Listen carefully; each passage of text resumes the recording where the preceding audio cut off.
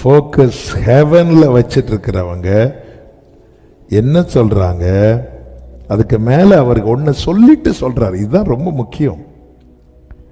17 சொல்றாரு, நான் வாசிக்கிறேன், விட்டு விட்டு வாசிக்கிறதுனால நான் வாசிக்கிறேன், எல்லாம் வாசிக்க நமக்கு டைம் இல்லை.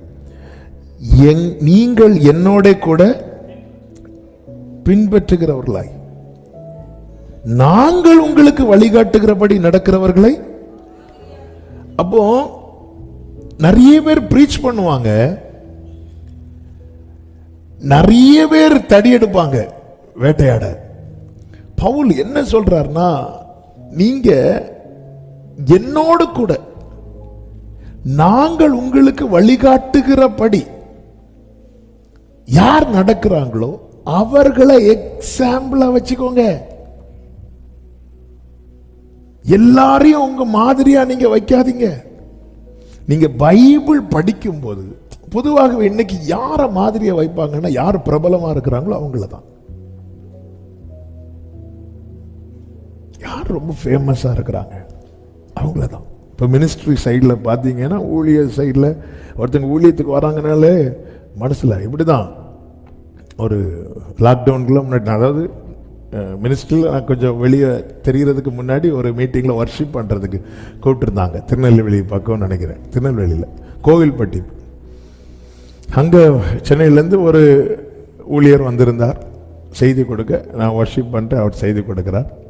அவர் கூட 2 பேர் வந்திருந்தாங்க கேமராலாம் எடுக்கிறதுக்கு. அங்கேருந்தே வந்தாங்க.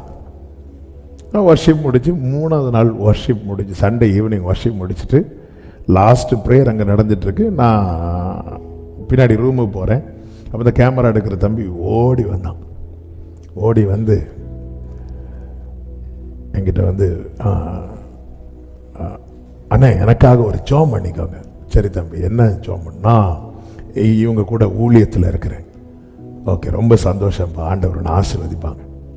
நான் ஒரு 6 வருஷமாக ஊழியத்தில் இருக்கிறேன். சரி, எனக்கு இதுவரை ஒரு மேடை கூட கிடைக்கல. எனக்கு எப்படியாவது ஒரு மேடை வேணும்.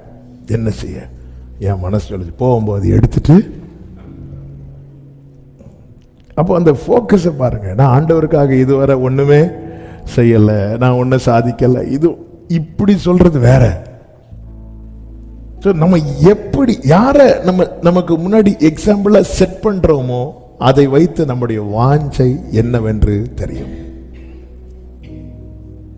என் உள்ளம் எதை வாஞ்சிக்குது அப்படிங்கிறத நான் எப்படி அறிந்து கொள்ளணும்னா, நான் யாரை ரோல் மாடலா வச்சிருக்கிறேன், யாரை ரொம்ப ஃபாலோ பண்றேன், யாரை பார்த்து பொறாமப்படுறேன், அதை வைத்து நான் அறிந்து கொள்ளலாம் என் உள்ளம் எதை வாஞ்சிக்கிறது, எதை விரும்புகிறது என்று. அதனாலதான் நீங்க இவரு ஊழியக்காரங்க எல்லாரையும் ஃபாலோ பண்ணுங்க அப்படி பவுல் சொல்லல. இது இந்த காலம் அல்ல, அந்த காலத்துல இந்த பிரச்சனை. நாங்க உங்களுக்கு வழிகாட்டுகிறோம். பவுல் எதங்க வழிகாட்டுவார்? இது பைபிள்ல தான். இதப்படி யாராவது நடக்கிறாங்கன்னா, அவங்க எந்த டினாமினேஷன்ல உள்ளவங்களானாலும் சரி, எந்த ஸ்தாபனத்தில் உள்ளவங்க ஆனாலும் சரி, யாரானாலும் சரி, இதப்படி ஒருத்தங்க நடக்கிறாங்களா ஃபாலோ பண்ணுங்க. நீரே வழி, நீரே சத்தியம், நீரே ஜீவன் இசையா.